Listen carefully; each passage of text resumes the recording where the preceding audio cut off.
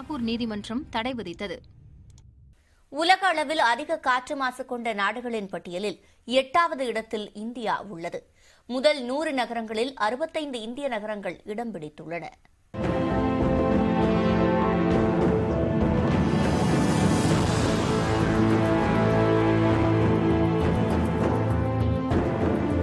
உலக அளவில் காற்று மாசுபாடு தொடர்ந்து அதிகரித்து வருகிறது.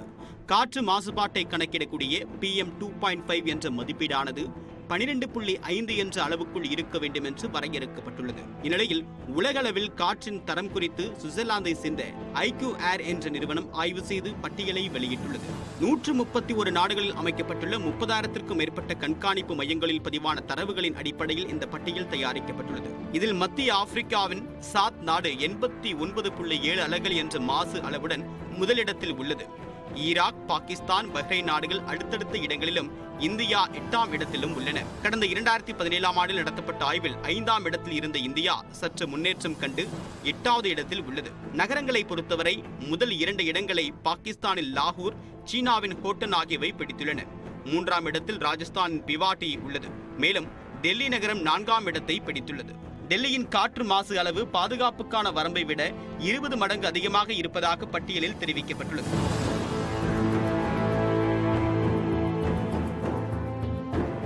மேலும் முதல் 100 நகரங்களுக்கான பட்டியலில் 65 இந்திய நகரங்கள் உள்ளன. முந்தைய பட்டியலில் இந்தியாவின் 61 நகரங்கள் இடம் பிடித்த நிலையில் தற்போது இது அதிகரித்துள்ளது.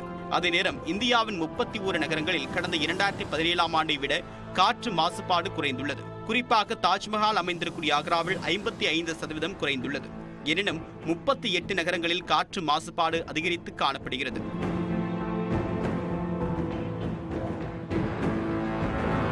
இந்தியாவின் பெருநகரங்களை பொறுத்தளவில் டெல்லி 4ஆம் இடத்தில் உள்ளது. கொல்கத்தா 99வது இடத்திலும், மும்பை 137ஆம் இடத்திலும் உள்ளன. சென்னையில் காற்று மாசுபாடு சற்று குறைவாகவே இருப்பதன் மூலமாக 682ஆம் இடத்தில் உள்ளது. அதாவது சென்னையில் காற்று மாசு அளவு 25.3 அலகுகளாக இருப்பது ஆய்வில் தெரியவந்துள்ளது. காற்று மாசுபாடு தொடர்ந்து நீடிக்கும் போது குழந்தைகளுக்கு நுரையீரல் பாதிப்பு ஏற்படுவதுடன் முதியவர்களுக்கும் பாதிப்பு ஏற்படும் என்று தெரிவிக்கப்பட்டுள்ளது. காற்று மாசுபாட்டை குறைக்கும் வகையில் திட்டங்களை வகுக்க வேண்டியது அவசியம் என்று உலக வங்கி உள்ளிட்டவை வலியுறுத்தியுள்ளன. ஃப்ரெடி புயல் மலாவி நாட்டில் பேரழிவை ஏற்படுத்தியுள்ளது. நிலச்சரிவு மற்றும் வெள்ளத்தில் சிக்கி 200க்கும் மேற்பட்டோர் உயிரிழந்துள்ளனர்.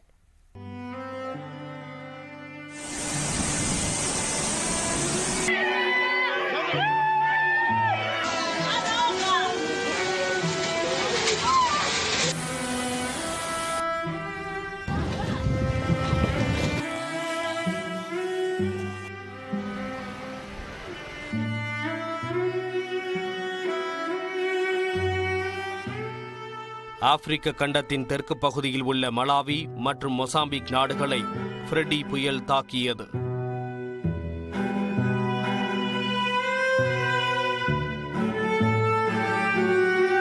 ஆஸ்திரேலியாவுக்கு அருகே உருவான ஃப்ரெடி புயல் கண்டம் விட்டு கண்டம் தாண்டி ஆப்பிரிக்காவில் பேரழிவை ஏற்படுத்தியுள்ளது.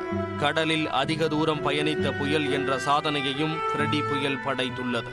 கடந்த 24ஆம் தேதி மொசாம்பிக்கில் கரையை கடந்த இந்த புயல் மீண்டும் கடலுக்கு திரும்பி 2வது முறையாக தாக்கியதால் கடும் பாதிப்பு ஏற்பட்டுள்ளது.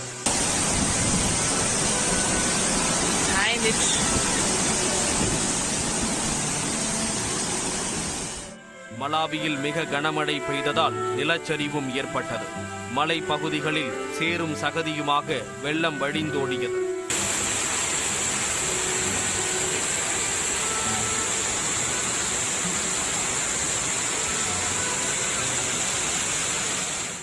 ஆறுகளில் ஏற்பட்ட கடும் வெள்ளப்பெருக்கால் பலர் அடித்துச் செல்லப்பட்டனர்.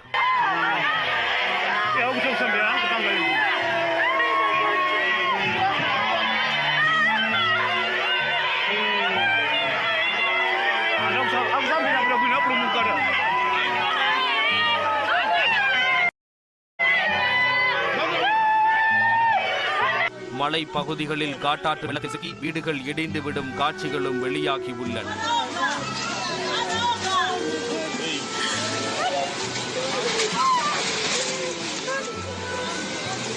வெள்ளத்தில் அடித்து வரப்பட்டவர்களின் உடல்கள் ஆற்றங்கரையில் ஆங்காங்கே மீட்கப்பட்டு வருகின்றன. குழந்தை ஒன்றின் உடல் ஆற்றில் கரை ஒதுங்கி கிடக்கும் காட்சி சோகத்தை ஏற்படுத்தியது.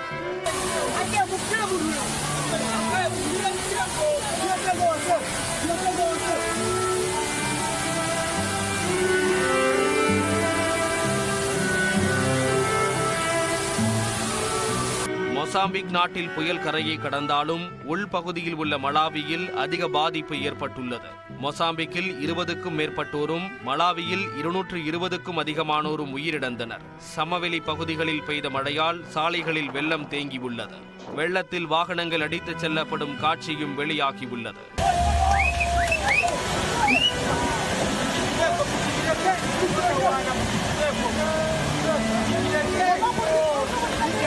புயல் காற்றால் மேற்கூரைகள் பறந்ததால் ஏராளமான கட்டடங்கள் சேதமடைந்தன. சாலையில் விழுந்த மரங்களை அப்புறப்படுத்தும் பணி தீவிரமாக நடைபெற்று வருகிறது. சாலைகள், மின் கம்பங்கள் கடுமையாக சேதமடைந்துள்ளன. பல இடங்களில் தொலைத்தொடர்பு சேவை துண்டிக்கப்பட்டுள்ளது. வீடுகளையும் விளைநிலங்களையும் வெள்ளம் சூழ்ந்துள்ள நிலையில் 20,000க்கும் மேற்பட்டோர் முகாம்களில் தஞ்சமடைந்துள்ளனர். மேலும் பல அண்மை செய்திகளுக்கு தொடர்ந்து இணைந்திருங்கள். இது நியூஸ் 18 தமிழ்நாடு. தமிழகம் முழுவதும் உள்ள அரசு அலுவலகங்களில் லஞ்ச ஒழிப்பு காவல்துறையினர் நேற்று நடத்திய சோதனையில் கணக்கில் வராத பல லட்சம் ரூபாய் பணம் பறிமுதல் செய்யப்பட்டது. திருவாரூரில் தமிழ்நாடு நுகர்பொருள் வாணிபக் கழக துணை மேலாளர் அலுவலகத்தில் நடத்தப்பட்ட சோதனையில் கணக்கில் வராத 1,53,000 ரூபாய் பறிமுதல் செய்யப்பட்டது. ஓசூர் ஜூஜுவாடி போக்குவரத்து சோதனை சாவடியில் கணக்கில் வராத 1,04,050 ரூபாய் கைப்பற்றப்பட்டது. திருப்பூர் வட்டார போக்குவரத்து அலுவலகம் மற்றும் பத்திரப்பதிவு அலுவலகங்களில் நடத்தப்பட்ட சோதனையில் 2,09,000 ரூபாய் பறிமுதல் செய்யப்பட்ட நிலையில் 10க்கும் மேற்பட்டோரிடம் விசாரணை நடத்தப்பட்டது. சேலம் மாவட்டம் ஆத்தூர் வட்டார போக்குவரத்து அலுவலகத்தில் நடத்தப்பட்ட ஆய்வில் கணக்கில் வராத 15,000 ரூபாய் கைப்பற்றப்பட்டது. அரக்கோணம் சார் பதிவாளர் அலுவலகத்தில் நடத்தப்பட்ட சோதனையில் கணக்கில் வராத 2 லட்சம் ரூபாய் சிக்கியது. திருவண்ணாமலை மாவட்டத்தில் இரு சார் பதிவாளர் அலுவலகத்தில் நடத்தப்பட்ட சோதனையின் போது இடைத்தரகர்கள் தப்பி ஓடினர். அங்கு கணக்கில் வராத 8,41,000 ரூபாய் பறிமுதல் செய்யப்பட்டது. திருவள்ளூர் மாவட்டம் நசரத்பேட்டையில் போக்குவரத்து சோதனை சாவடியில் லஞ்ச ஒழிப்பு காவல்துறையை கண்ட ஊழியர்கள் கையில் வைத்திருந்த லஞ்ச பணத்தை அள்ளி வெளியே வீசினர். அவை பறிமுதல் செய்யப்பட்டு விசாரணை நடத்தப்பட்டு வருகிறது. திருச்சி தென்னூர் மின்வாரியம் அலுவலகத்தில் கணக்கில் வராத 10,000 ரூபாய் பறிமுதல் செய்யப்பட்டதாக லஞ்ச ஒழிப்புத்துறையினர் கூறினர். நெல்லை இணை சார் பதிவாளர் அலுவலகத்தில் இணை சார் பதிவாளர் முத்துமுருகன் மற்றும் அலுவலகத்தில் இருந்த ஊழியர்களிடமிருந்து கணக்கில் வராத 35,800 ரூபாய் கைப்பற்றப்பட்டது. மேலும் அலுவலகம் அருகே இருக்கும் பத்திர எழுத்தர் அலுவலகங்களிலும் சோதனை நடத்தப்பட்டு 2 பத்திர எழுத்தர்களிடமிருந்து கணக்கில் வராத 27,100 ரூபாய் பறிமுதல் செய்யப்பட்டு விசாரணை நடத்தப்பட்டு வருகிறது. குன்னூர் சார் பதிவாளர் அலுவலகத்தில் லஞ்ச ஒழிப்புத்துறையினர் நடத்திய சோதனையில் 1,26,000 ரூபாய் கைப்பற்றப்பட்டுள்ளதாக லஞ்ச ஒழிப்புத்துறையினர் தெரிவித்துள்ளனர். கடலூரில் மாநகராட்சி அலுவலகம், புதுப்பாளையத்தில் உள்ள பங்கஜம் கன்ஸ்ட்ரக்ஷன், கோண்டூர் மற்றும் கான்வென்ட் ரோட்டில் உள்ள பங்கஜம் கன்ஸ்ட்ரக்ஷன் கிளை நிறுவனங்கள், பாரதி சாலையில் உள்ள ஆல்பா கன்ஸ்ட்ரக்ஷன் ஆகிய இடங்களில் ஒரே நேரத்தில் லஞ்ச ஒழிப்புத்துறை அதிகாரிகள் சோதனை நடத்தினர்.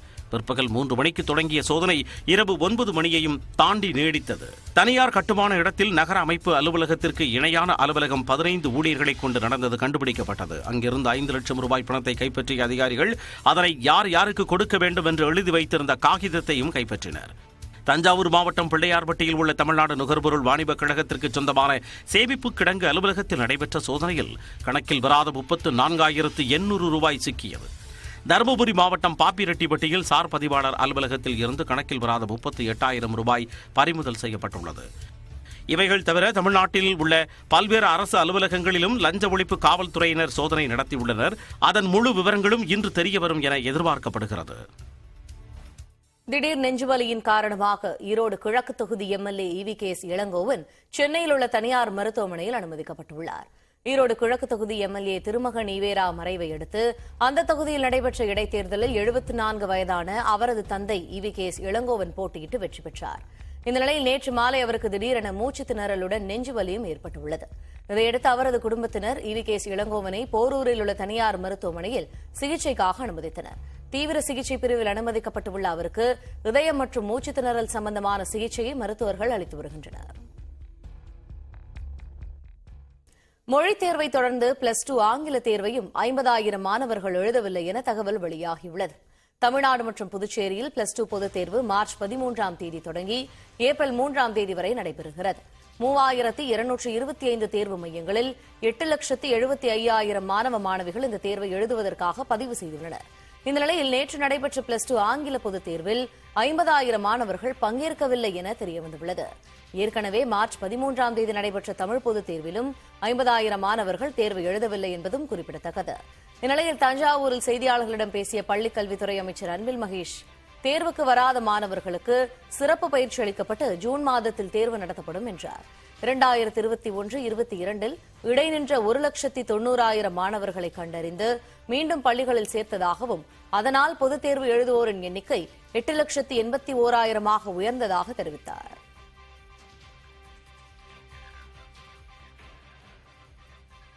எக்ஸாமினேஷன்ஸ் அப்படின்னு வரும்பொழுது அந்த குழந்தைகள் வந்து ஏதாச்சும் ஒரு விதத்தில் இப்போ பார்த்தீங்கன்னா 1 நாள் 2 நாள் தான் அந்த குழந்தை திருப்பி வந்தான், அதுக்கப்புறம் வரல அப்படிங்கும் பொழுதும் அப்போ அந்த பையனை அப்படியே ட்ராப் அவுட் பண்ணிவிடுங்க, அந்த பையனுடைய நாமினல்லேருந்து ரிஜிஸ்ட்ரேஷன்லேருந்து அவன் நம்பர் எடுத்துருங்க நாங்கள் சொல்லலை. அப்படி விட்டுட்டோம்னா அதுக்கப்புறம் என்ன ஆவானே தெரியாது. அவனுக்கு ஏதாச்சும் விதத்தில் அந்த கல்வி அப்படிங்கிற அந்த என்கேஜ்மெண்ட் இருந்துகிட்டே இருக்குங்கிறதுக்காக நாங்கள் விடுறதில்லை. 2 நாள் 3 நாள் வந்தாலும் பரவாயில்ல, அவனுக்கு ஹால் டிக்கெட் கொடுங்க, அவனை எப்படியாச்சும் உள்ளே கொண்டுட்டு வரணுங்கிறதுக்காக நாங்கள் ஆசைப்படுகிறோம். அந்த 1,90,000 பேர் நாங்கள் வந்து ஐடென்டிஃபை பண்ணி இந்த வருஷத்தில் நாங்கள் சேர்க்கவில்லை என்று சொன்னால் எழுதிய மாணவர்களுடைய கணக்கே பார்த்தீங்கன்னா 6,60,000 6,70,000 எழுதி இருந்திருப்பாங்க. இந்த மாதிரி ஆப்சென்ட் ஆனவங்களுக்கு உடனடியாக நாங்கள் வந்து ஜூன் மாதத்துக்கு எக்ஸாம் நாங்கள் அப்பியர் பண்ணுறதுக்கு எல்லாம் செய்வோம்னு சொல்லுவாங்க. கண்டிப்பாக கடந்த ஆண்டு எப்படி 32,000 பேர் ஆவரேஜ் ஆப்சென்ட் ஆகும்போது ஃபெயிலியர்ஸையும் சேர்த்து 51,000 பேர் நாங்கள் எழுத வைத்தோமோ ஜூன் மாதத்தில், அதே மாதிரி இந்த ஜூன் மாதத்துலேயும் அவங்கள மோட்டிவேட் பண்ணி ஃபெயில் ஆனாலும் சரி ஆப்சென்ட் ஆனாக இருந்தாலும் அவங்களுக்கு தனியாக ஸ்பெஷல் கிளாஸ் எடுக்கப்பட்டு அவங்களையும் மீண்டும் அது சேர்க்கின்ற பணியில் தான் நாங்கள் மூலியமாக ஈடுபடுத்திக் கொண்டிருக்கின்றோம். தமிழ்நாட்டில் 9ஆம் வகுப்பு வரை உள்ள மாணவர்களுக்கு முன்கூட்டியே முழு ஆண்டு தேர்வு நடத்தப்பட உள்ளதாக தகவல் வெளியாகியுள்ளது. எனினும் விடுமுறை அளிக்கும் அளவிற்கு பாதிப்பு இல்லை என அமைச்சர் மா சுப்பிரமணியன் தெரிவித்துள்ளார். இன்ஃபுளுவன்சா வைரஸ் காய்ச்சல் நாடு முழுவதும் அதிகரித்து வரும் நிலையில் முன்னெச்சரிக்கை நடவடிக்கைகளை தீவிரப்படுத்த மாநில அரசுகளுக்கு மத்திய அரசு அறிவுறுத்தியுள்ளது. இந்நிலையில் தமிழ்நாட்டில் வைரஸ் காய்ச்சல் பரவல் அதிகரித்துள்ளதால் பள்ளி இறுதித் தேர்வுகளை முன்கூட்டியே நடத்த திட்டமிட்டுள்ளதாகவும் இதுகுறித்து பள்ளிக் கல்வித்துறை அதிகாரிகள் ஆலோசனை நடத்தியிருப்பதாகவும் கூறப்படுகிறது.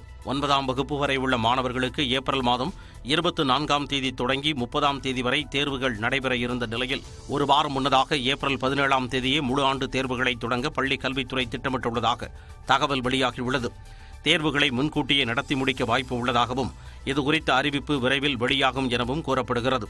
எனினும் சென்னை கிண்டியில் செய்தியாளர்களிடம் பேசிய மக்கள் நல்வாழ்வுத்துறை அமைச்சர் மா சுப்பிரமணியன் பள்ளிகளுக்கு விடுமுறை அளிக்கும் அளவுக்கு தமிழ்நாட்டில் காய்ச்சல் பாதிப்பு இல்லை என விளக்கம் அளித்தார்.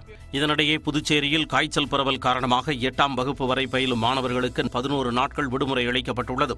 நியூஸ் 18 தமிழ்நாடு தொலைக்காட்சிக்கு பிரத்யேக பேட்டி அளித்த புதுச்சேரி கல்வி அமைச்சர் நமச்சிவாயம் 18 வயதிற்கு குறைவானவர்களுக்கு காய்ச்சல் பரவுவதாக முதலமைச்சரிடம் மருத்துவத்துறை அறிக்கை அளித்ததன் அடிப்படையில் விடுமுறை அறிவிக்கப்பட்டுள்ளதாக தெரிவித்தார். புதுச்சேரி, காரைக்கால், மாஹி, ஏனாம் ஆகிய 4 பிராந்தியங்களில் உள்ள பள்ளிகளில் 1ஆம் வகுப்பு முதல் 8ஆம் வகுப்பு வரை பயிலும் மாணவர்களுக்கு வியாழக்கிழமையில் இருந்து வரும் 26ஆம் தேதி வரை 11 நாட்களுக்கு விடுமுறை அளிக்கப்படுவதாக அமைச்சர் நமச்சிவாயம் கூறினார். நம்முடைய ஆரம்ப கல்வியிலிருந்து 8ஆம் வகுப்பு வரை உள்ள அனைத்து பள்ளி மாணவர்களுக்கும் நாளை 16ஆம் தேதியிலிருந்து 26ஆம் தேதி வரையிலே விடுமுறை அளிக்கப்படுகின்றது. அரசு பள்ளி, அரசு உதவி பெறும் பள்ளி மற்றும் தனியார் பள்ளிகள் என அனைத்து விதமான பள்ளிகளுக்கும் விடுமுறை அறிவிப்பு பொருந்தும் என அமைச்சர் நமச்சிவாயம் குறிப்பிட்டார். இன்ஃபுளுவன்சா காய்ச்சல் குறித்து பொதுமக்கள் அச்சப்பட தேவையில்லை என்றும் நடமாடும் மருத்துவ வாகனங்களின் மூலம் கண்காணித்து உடனடியாக சிகிச்சை அளிக்கப்பட்டு வருவதாகவும் அமைச்சர் மா சுப்பிரமணியன் தெரிவித்துள்ளார். நமது செய்தியாளர் சுபாஷ் பிரபுவுடன் அவர் பகிர்ந்து கொண்ட கருத்துக்களை தற்போது பார்ப்போம்.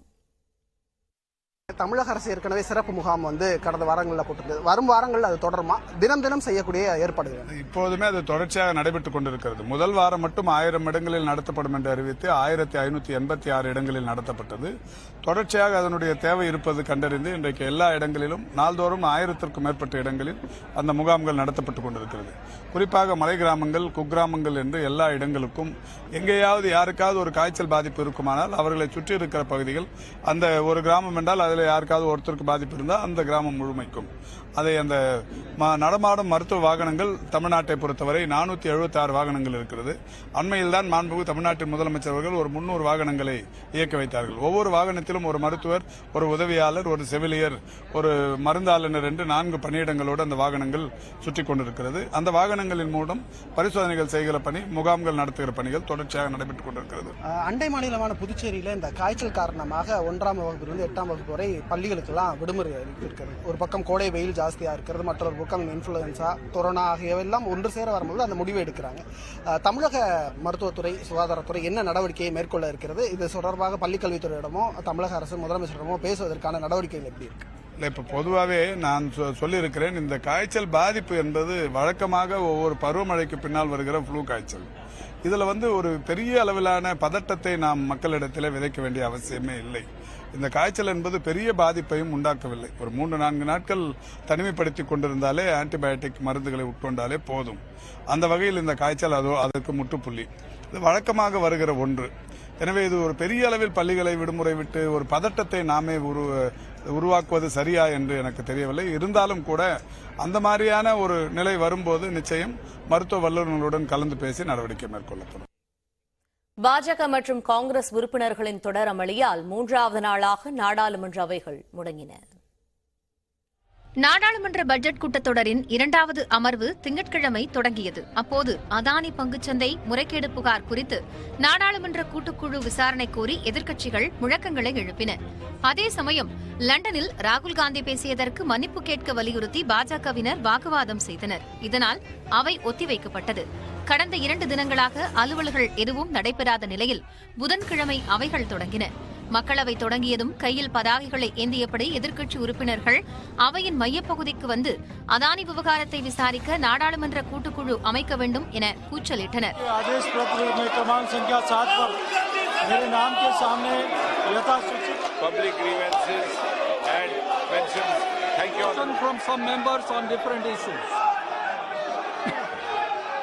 Honorable Speaker has disallowed all the notices of adjournment motion.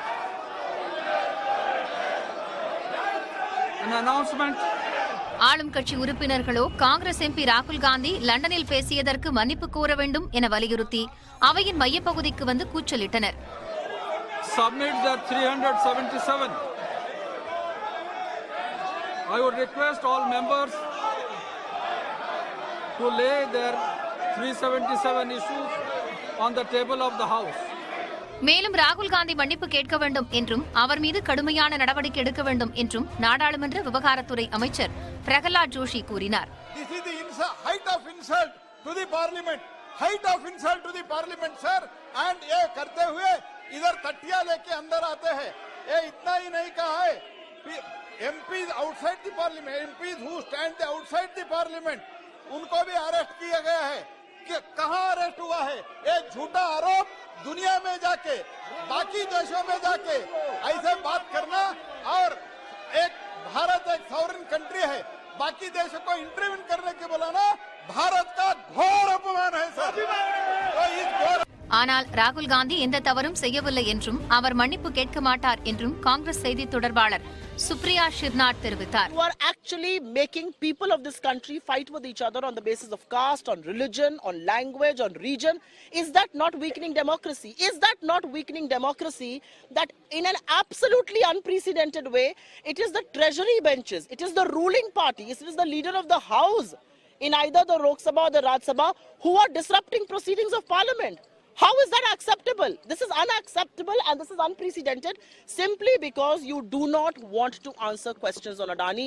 இதேபோல் மாநிலங்களவையும் நாள் முழுவதும் ஒத்திவைக்கப்பட்டது. மாநிலங்களவை தொடங்கியதும் அதிமுக எம்பி தம்பிதுரைக்கு அவைத் தலைவர் ஜக்தீப் தன்கர் பிறந்தநாள் வாழ்த்து தெரிவித்தார்.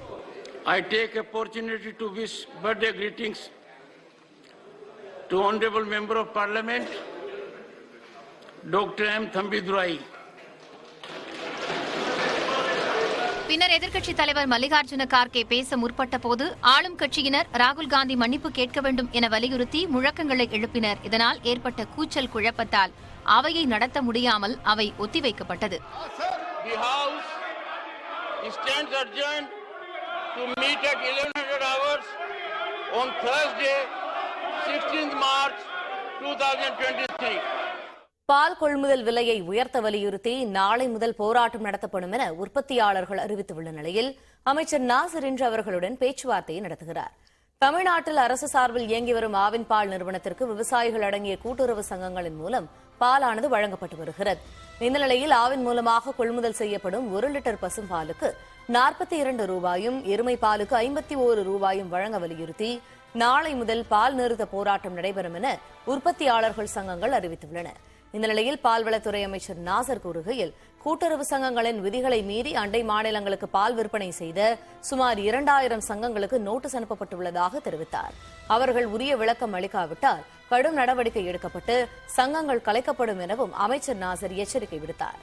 மேலும் பால் தட்டுப்பாட்டை போக்க பால் உற்பத்தியாளர்கள் சங்க பிரதிநிதிகளுடன் இன்று பேச்சுவார்த்தை நடைபெறவுள்ளதாகவும் அவர்களின் கோரிக்கையின் அடிப்படையில் அடுத்த கட்ட நடவடிக்கை மேற்கொள்ளப்படும் எனவும் அமைச்சர் தெரிவித்தார். புலம்பெயர் தொழிலாளர்கள் ஹோலி பண்டிகைக்காக விடுமுறையில் சென்றதால் கடந்த சில நாட்களுக்கு முன் லாரிகளில் பால் விநியோகம் செய்வதில் பாதிப்பு ஏற்பட்டதாகவும் அவர் விளக்கம் அளித்தார். திருச்சியில் திமுக எம்பி திருச்சி சிவா வீடு மற்றும் வாகனங்கள் மீது உருட்டுக்கட்டைகள் கற்களால் தாக்கப்பட்ட சம்பவம் பரபரப்பை ஏற்படுத்தியுள்ளது. இந்த சம்பவம் தொடர்பாக 5 பேர் கைதாகியுள்ள நிலையில் 4 பேரை திமுக தலைமை தற்காலிகமாக கட்சியிலிருந்து நீக்கியுள்ளது. திருச்சி மாநகராட்சியின் 44வது வார்டுக்கு உட்பட்ட கண்டோன்மெண்ட் SBI காலனியில் புதிதாக கட்டப்பட்ட நவீன இறகுப்பந்து உள் விளையாட்டு அரங்கத்தினை அமைச்சர் KN நேரு திறந்து வைத்தார். அதே பகுதியில் வசிக்கும் திமுக எம்பி திருச்சி சிவாவின் பெயரை கல்வெட்டில் பதிக்காமல் அரங்கம் திறக்கப்பட்டுள்ளதாக குற்றம் சாட்டி சிவாவின் ஆதரவாளர்கள் கருப்பு கொடி காட்டி ஆர்ப்பாட்டத்தில் ஈடுபட்டனர். இதனையடுத்து அமைச்சர் KN நேருவின் ஆதரவாளர்கள் திருச்சி சிவாவின் வீட்டிற்குள் புகுந்து வீடு மற்றும் வாகனங்களை அடித்து நொறுக்கியதாக கூறப்படுகிறது. இது தொடர்பாக CCTV காட்சி வெளியாகி பரபரப்பை ஏற்படுத்தியது.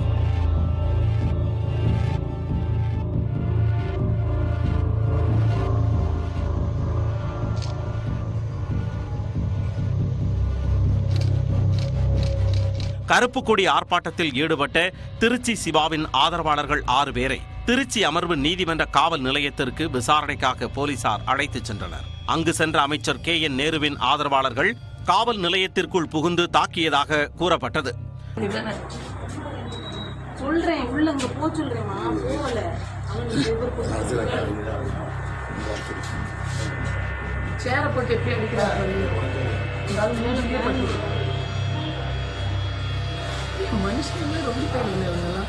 அமைச்சர் KN நேரு திமுக மூத்த தலைவர்களை தொடர்ந்து அவமதிப்பதாகவும் காவல்துறையினர் ஒரு சார்பாக செயல்படுவதாகவும் திருச்சி சிவாவின் மருமகன் கராத்தே முத்துக்குமார் குற்றம் சாட்டினார். அமைச்சர் KN நேருவின் ஆட்கள் வீடு புகுந்து தாக்கியிருக்கிறார்கள்.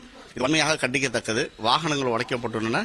இங்கே இருக்கும் வீட்டில் இருந்த நபர்களையும் காவல்துறையினர் அடித்து இழுத்து சென்று கைது செய்துள்ளார்கள். காவல் நிலையத்திலேயே அவரது நாட்கள் KN நேரு அண்ணன் அமைச்சரின் நாட்கள் தாக்கியுள்ளதாக தகவல் வந்துள்ளது. இது வன்மையாக கண்டிக்கத்தக்கது.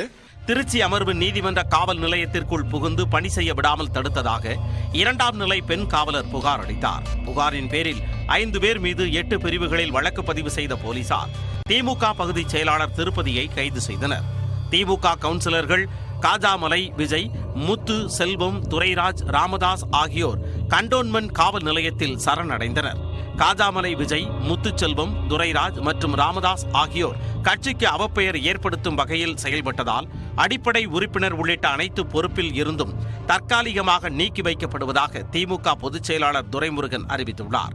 இந்த சம்பவம் குறித்து ட்விட்டரில் பதிவிட்ட அதிமுக இடைக்கால பொதுச் செயலாளர் எடப்பாடி பழனிசாமி, காவல் நிலையத்திற்குள் உள்ளேயே புகுந்து தாக்குதல் நடத்தும் திமுகவினரால் இந்த ஆட்சியில் சட்டம் ஒழுங்கு ரவுடிகளின் கட்டுப்பாட்டில் உள்ளதோ என்ற சந்தேகம் எழுவதாக தெரிவித்துள்ளார். காவல்துறையை தன்வசம் வைத்துள்ள முதலமைச்சர் இதற்கு என்ன பதில் சொல்லப் போகிறார் என்றும் கேள்வி எழுப்பியுள்ளார். உட்கட்சி மோதலால் தமிழ்நாட்டில் சட்டம் ஒழுங்கு பாதிக்கப்பட்டுள்ளதாக தெரிவித்த டிடிவி தினகரன், திமுக ஆட்சி அமைந்து 2 ஆண்டுகளுக்கு உள்ளாகவே அக்கட்சியின் உட்கட்சி பூசலால் மக்கள் பாதிக்கப்பட்டுள்ளதாகவும் சம்பந்தப்பட்ட அனைவரையும் சட்டத்தின் முன் நிறுத்தி உரிய தண்டனையை பெற்றுத்தர வேண்டும் எனவும் அரசை வலியுறுத்தியுள்ளார். இந்த நிலையில் காவல் நிலையத்திற்குள் புகுந்து தாக்குதல் நடத்திய 5 பேரும் கொரோனா பரிசோதனைக்கு பிறகு திருச்சி கூடுதல் தலைமை நீதிபதி பாலாஜி முன்பு ஆஜர்படுத்தப்பட்டனர். அவர்களை 14 நாட்கள் நீதிமன்ற காவலில் அடைக்க நீதிபதி உத்தரவிட்ட நிலையில் அனைவரும் திருச்சி மத்திய சிறையில் அடைக்கப்பட்டனர்.